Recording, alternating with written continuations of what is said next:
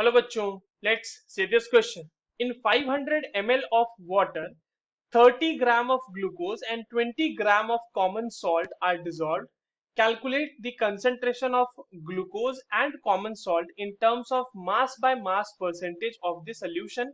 जहाँ पे density given है H2O की 1 ग्राम पर ml. चलिए इस क्वेश्चन को सॉल्व करते हैं बच्चों। और सबसे पहले तो ये देखते हैं कि इस क्वेश्चन को सॉल्व करने के लिए हमारे पास कौन से की कॉन्सेप्ट की जानकारी होनी चाहिए।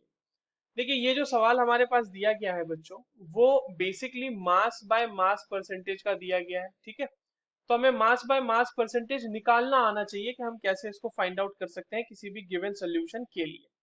Now mass by mass percentage is equals to क्या होता है बच्चों, किसी भी कंपोनेंट के लिए अगर हम फाइंड आउट कर रहे हैं तो वो हो जाएगा मास ऑफ कंपोनेंट। ठीक है, मास ऑफ कंपोनेंट और डिवाइडेड बाय वो हो जाएगा आपके पास मास ऑफ सोल्यूशन, जो पूरा सोल्यूशन है, और इनटू 100। बेसिकली हमारे पास मास बाय मास परसेंटेज ये बताता है कि अगर आपके पास 100 ग्राम ऑफ सोल्यूशन दिया हुआ है तो उसमें जिस भी कंपोनेंट का आप इस तरह से मास बाय मास परसेंट निकालना चाह रहे हैं उस कंपोनेंट का 100 ग्राम में कितना ग्राम प्रेजेंट होगा, ये बताता है हमारा मास बाय मास परसेंटेज। ठीक है, नाउ अब हमारे पास दिया हुआ है 500 ml ऑफ वाटर, यानी वॉल्यूम ऑफ वाटर आपके पास दी हुई है बच्चों 500 ml, राइट। और हमारे पास डेंसिटी ऑफ वाटर भी दिया हुआ है 1 ग्राम पर ml।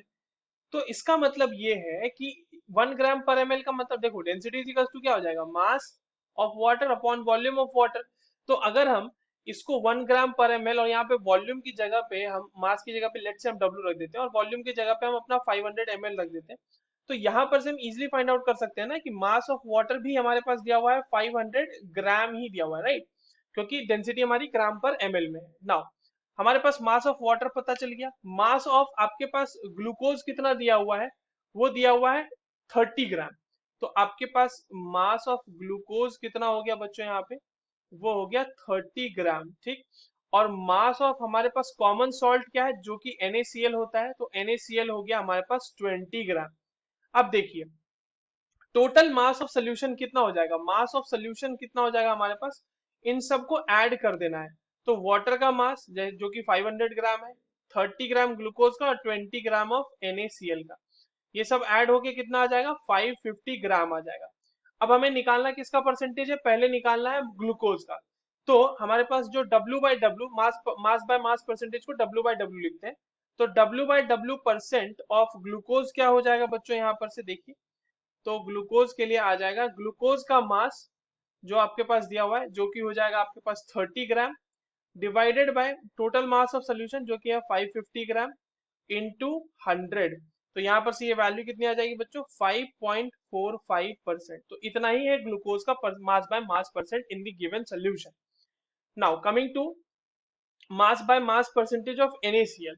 ठीक है, तो mass by mass percentage of NaCl, ये कितना हो जाएगा, गिवन मतलब मास ऑफ NaCl जो कि 20 ग्राम है, मास ऑफ सोल्यूशन जो कि 550 ग्राम है, इनटू कर देंगे 100। यहाँ पर से ये वैल्यू कितनी आ जाएगी, ये आ जाएगी 3.63%। तो ये हो गया परसेंटेज आपका, मास बाय मास परसेंटेज आ जाएगा आपका NaCl का। यही दोनों चीजें हमें फाइंड आउट करने के लिए बोली गई थी बच्चों, we have found it. So I hope you understood this well, all the very best.